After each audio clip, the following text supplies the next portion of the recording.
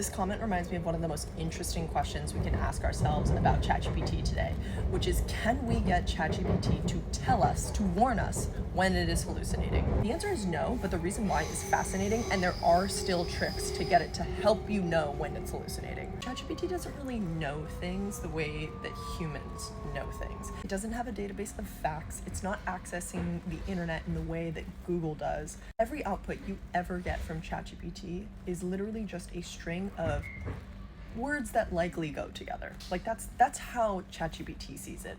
It's just a string of probabilistically likely text. So if ChatGPT says something bogus, right, like it's hallucinating wildly and just giving you completely incorrect information, which happens all the time, it's because ChatGPT hasn't seen enough training data that is specific enough about what you're asking to give a answer that is more probable / appropriate than whatever answer it's giving you.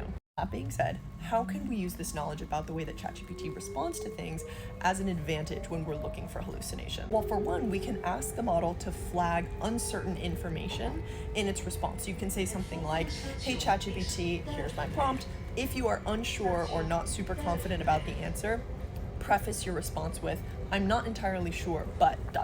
The reason the model can do this is because in the vector space that it is operating from, which is basically a fancy way of saying inside the brain of the model, the same brain that is actually outputting the response, it has a sense of what topics in its training data are closer to each other than others, right? It has a semblance, it has an idea of words and topics and contexts that are similar and therefore are more probabilistically likely to go together. In the same utterance as it's telling you what the response is to your question, it is also conscious of how likely that answer is that it's giving you. So all you're doing is asking it to reveal to the user, by including it in its prompt, how confident it is about that answer. If you've had success with other methods for spotting hallucinations or having ChatGPT help you spot those hallucinations, leave them in the comments.